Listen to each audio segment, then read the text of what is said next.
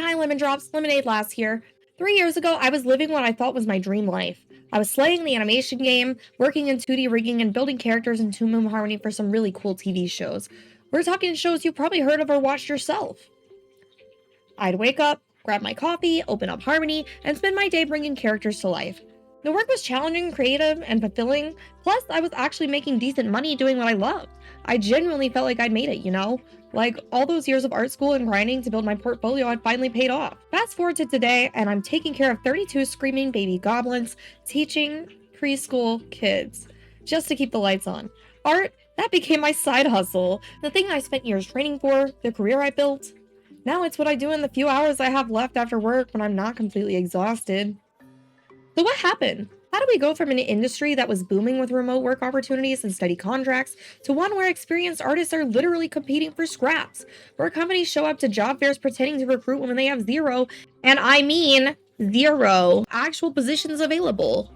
Today, I'm breaking down the animation industry recession with real data from Variety, Animation Guild reports, and my own experience living through this disaster as an industry veteran. We're going to talk about the brutal statistics, the corporate mergers that gutted beloved studios, AI replacing real artists, and the strikes that were supposed to protect us but somehow made everything worse. Stick around because this story has some serious industry drama, and I think it's important that we talk about what's really happening behind the scenes. Let's get into it. Okay, so let me paint you a picture of what animation looked like in 2020 through early 2022-ish. Despite or maybe because of the pandemic shutting down the entire world, animation was absolutely thriving. When live action productions had to shut down because you can't exactly film a movie with everyone standing 6 feet apart wearing masks, animation just adapted, flourished even. We were already working digitally, already collaborating across different locations. Remote work wasn't some huge technical challenge for us, it was just Tuesday. Suddenly, studios realized they could hire talent from anywhere in the world. You didn't need to live in Los Angeles or New York anymore. You could be in Ohio, Texas, Georgia, anywhere with decent internet, and work on major productions. And then there was the streaming wars. Oh my god, the streaming wars. Netflix was already established. But then, everyone and their mother decided they needed their own streaming platform. Disney Plus launched, HBO Max launched, Apple TV threw money at everything, Paramount Plus entered the chat, Peacock showed up, Amazon was investing billions into Prime Video. Every single one of those platforms needed content, mountains of content to justify their subscription fees. And you know what's great for filling a content library? Animation. It appeals to multiple age groups, it's evergreen content that doesn't age the same way that live action does, and international audiences love it. So studios were greenlighting projects left and right. For artists like me, this was incredible. I had multiple projects lined up at any given time. I'd finish one contract and immediately roll into another. Some of these contracts lasted 3 months, 6 months. I even had one that ran for 8 months. The pay was decent, the work was consistent, and studios were actually competing for experienced artists. I remember getting emails from recruiters asking if I was available or if I knew anybody who was available. It felt like we finally had some leverage. I was paying my bills at the time and I was saving money. I was actually thinking about the future and upgrading my equipment, maybe taking a vacation, maybe buying a house one day. The dream felt achievable. I genuinely believed this was the new normal, that animation had finally gotten the respect and investment it deserved, that the industry had figured out that treating artists well and providing steady work actually resulted in better content and more profit for everyone. Man, was I naive! Then 2023 hit, and everything started falling apart. In May 2023, the Writers Guild of America went on strike. This wasn't some small dispute. This was over 11,000 writers walking off the job, demanding fair compensation, residuals for streaming content, and protections against studios for using AI to replace them or undercut their work. The strike lasted until late September, nearly 5 months. Then, in July, SAG AFTRA joined them. The actors' union, representing over 160,000 performers, walked out too. Their strike lasted until November. We're talking about the biggest Hollywood labor action in decades. Now, here's the thing. Animation wasn't the primary target of these strikes. The initial protests and demands were focused on live-action television and film. Writers wanted fair pay for the streaming era, where shows might get millions of views, but writers were getting paid like their show aired once at 2 a.m. on a Tuesday. Actors wanted similar protections plus safeguards against studios scanning their likeness and using AI to replicate them without compensation. These were legitimate concerns. I supported the strikes. Most artists did. We understood what they were fighting for because we faced similar issues in animation. But here's what nobody really prepared for. Animation got absolutely wrecked as collateral damage. See, writers script animated shows, voice actors perform in them. When both of these groups walked out, animation production didn't just slow down, it stopped completely. Shows that were in the middle of production got put on indefinite hold. New projects couldn't start, recording sessions were canceled, everything just froze. And for studios that were already nervous about their streaming losses, because by 2023, investors were starting to ask uncomfortable questions about whether these platforms were actually profitable, this was the excuse they needed.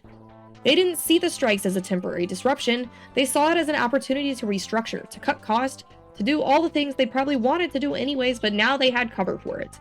Post-strike, studios found themselves with backlogs of unfinished content. But instead of ramping up production to clear those backlogs and get back to normal, they looked at their balance sheets, panicked about streaming revenue, and made a different decision entirely. They started cutting. This brings us to what I personally like to call the Great Merging, the corporate consolidation that fundamentally changed the animation landscape.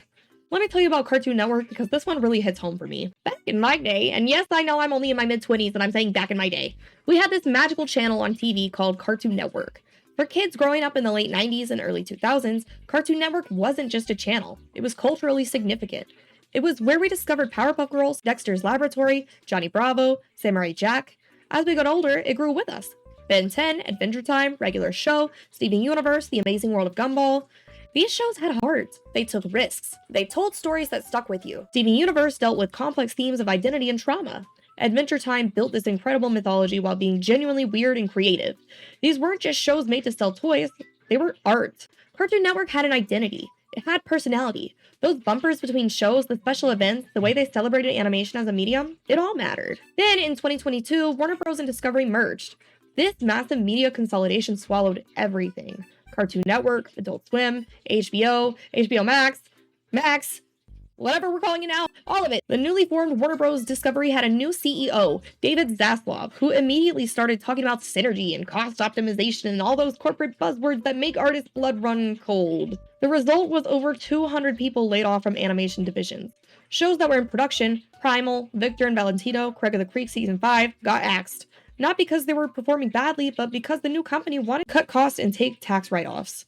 HBO Max got rebranded to just Max. Cartoon Network as a distinct entity basically ceased to exist. You can still technically watch Cartoon Network shows on Max, but there's no channel identity anymore. No marathons, no special events, no bumpers, just an algorithm deciding what you should watch next based on engagement metrics. The magic is gone. The channel that defined a generation became just another content library to be mined for intellectual property. And Warner Bros. Discovery wasn't alone in this bloodbath. Between Disney Animation, Pixar, and Disney Television Animation, there were approximately 300 job cuts. 300 artists who had spent years, sometimes decades, building their careers at these prestigious studios suddenly out of work. Disney also canceled multiple upcoming projects that teams had been developing. DreamWorks Animation, the studio that gave us Shrek, How to Train Your Dragon, Kung Fu Panda, made the decision to produce future content out of house. That's corporate speak for, we're outsourcing our animation work to countries where we can pay the artists less. This devastated their Glendale, California workforce. People who had been with DreamWorks for years suddenly found their jobs being shipped overseas. Sony Pictures Animation experienced significant layoffs in January 2024. This was especially brutal because it happened amid delays on the Spider-Verse films, movies that had been critically acclaimed and commercially successful. Even success wasn't enough to protect jobs. And Netflix, who had been one of the biggest champions of animation during the boom years, cut 1/3 of their entire feature animation division. 1/3. They called it a strategic overhaul, but what it really meant was that dozens of artists who had relocated to work on Netflix films, who had turned down other opportunities to be part of these projects, were suddenly unemployed. Nickelodeon had layoffs, Adult Swim reduced their production slate. They'd set up their booths, they'd have recruiters smiling and collecting resumes, they'd do their whole song and dance about company culture and exciting projects. Artists would wait in line for hours to talk to these recruiters, hoping for any opportunity to come their way. And then later, we'd find out through the grapevine that these companies weren't actually hiring at all. Not even a little bit. People started calling it out online. The state of the industry. I've seen some very long lines in portfolio reviews this weekend. Yes. What do you think about that? You know, and it's funny as I walk up and down the halls and see all the recruiters, I'm like, you ghosted me last week, you did this, you did that, and you're here asking for portfolio reviews from students when you know very well there is no work for them. Okay? It was all PR, all optics. Look at us, we still care about animation, while behind the scenes they were gutting their department. The industry that had been desperately competing for talent just 3 years earlier was now treating us like we were disposable. And then, just to add insult to injury, there's AI. Studios like Disney aren't just cutting human jobs, they're actively investing in replacing us.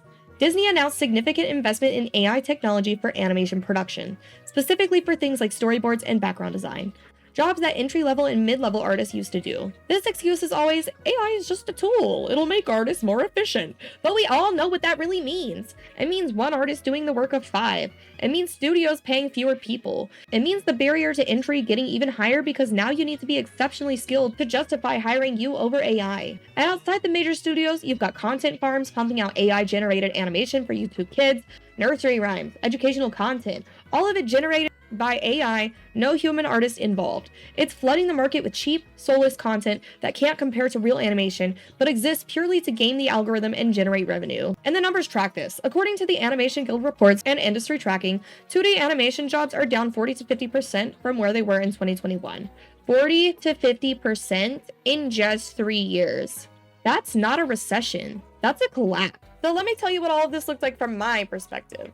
I went from being a 3-year industry vet with steady work and a promising career to suddenly waking up every morning with this knot of anxiety in my stomach, wondering how I was going to pay rent. The projects that used to last months were now 1 to 3 week contracts, if I could land them at all. I'd apply to dozens of positions and hear nothing back, or I'd get the dreaded, "We've decided to move forward with other candidates" email. Sometimes I'd make it to the interview stage, feel like it went really well, and then nothing. Ghosted. The animation community is pretty tight-knit, and I'd see other riggers, other artists I knew and respected, posting about their struggles too.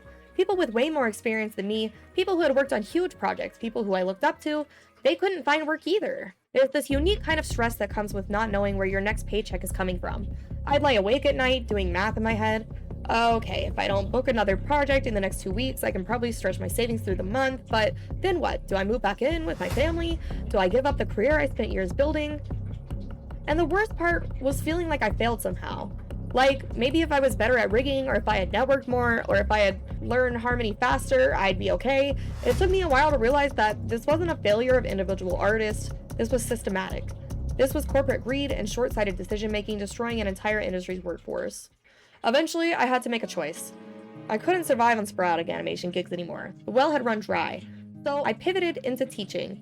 Now I take care of 32 cool kids every day. And don't get me wrong, teaching is important work and the kids can be great, but it's exhausting in a completely different way than animation ever was. By the time I get home after a full day of lesson planning, classroom management, and just the sheer energy it takes to keep 32 small humans alive and learning, I'm completely drained. The creative energy I used to pour into rigging characters, and into problem-solving technical challenges, and into illustrating and into collaborating with other artists, it's so much harder for me to do now. Art became my side hustle. The thing I trained for years to do professionally is now what I squeeze in on weekends when I'm not too exhausted. And here's the thing that really gets me. I'm one of the lucky ones. I found something. I have stable income now, even if it's not what I wanted to be doing. So many of my colleagues are still searching, still applying, still struggling, still wondering if they'll ever work in animation again. People are leaving the industry entirely, pivoting to graphic design, UX teaching like me, anything to survive. The industry that we loved, that we were passionate about, that we poured our hearts and souls into, it chewed us up and spit us out the moment it became financially convenient. But, and I really want to emphasize this, it's not all doom and gloom. There are some genuine signs of hope that make me think maybe we're starting to see the end of this recession. Inside Out 2 absolutely crushed it at the box office. We're talking $1.6 billion in global earnings. That's not just successful, that's a cultural phenomenon. It proved that audiences still love animation and still show up for quality storytelling. Zootopia 2 just crossed $1 billion in earnings, making it the 9th highest grossing animated film of all time. These aren't flukes. These are audiences voting with their wallets, telling studios, yes, we want this, make more of this. Netflix's K-pop Demon Hunter stayed in the top 10 for 23 consecutive weeks. Kids were dressing up as the Huntrix for Halloween this year. The songs became genuine earworms that people couldn't get out of their heads. That's the kind of cultural penetration that proves animation still has massive power. Jujutsu Kaisen had a 10.1 million opening weekend in the US theaters. For an anime film, that's phenomenal. It shows there's a hungry audience for diverse animation styles and stories. And you know what's really thriving right now? Indie animation. Creators who said, screw the studios, I'm doing this myself. The Amazing Digital Circus became a genuine internet phenomenon. Hell of a Boss has built a massive dedicated fan base through YouTube. Knights of Guinevere is doing incredible things with limited budgets, but unlimited passion. These indie creators are proving that you don't need a massive studio backing to succeed anymore. You need a good story, a unique vision, and the ability to connect directly with your audience. The tools are more accessible than ever. The distribution platform exists. The audience is there, waiting for authentic and creative content. The passion is still there, and the talent is still there. The audience is hungry for it. The question is whether the corporate studios will adapt and recognize what actually works, or if they'll keep cannibalizing themselves while indie creators eat their lunch. So what's the takeaway from all this? The animation industry isn't dead, but it's definitely wounded. We're living through a recession caused by corporate greed, short-sighted cost-cutting, and the prioritization of quarterly earnings over artistic integrity and human livelihoods. The strikes exposed the cracks in the system. The mergers made those cracks into chasms. AI is threatening to automate away entry-level positions, and artists are paying the price. But you know what? Artists are resilient. We always have been. We're adapting. Some of us are pivoting to day jobs like I did, using animation as a side income. Others are going indie, building their own audiences, telling their stories on their own terms without corporate interference. Some are organizing, forming collectives, supporting each other. The industry may have failed us, but we haven't failed each other. The community is still here, and so is the passion. If you're an animation artist struggling right now, whether you're trying to break in or you're a vet who's been pushed out, please know that you're not alone. Your struggle is real, your frustration is valid, and it's not your fault.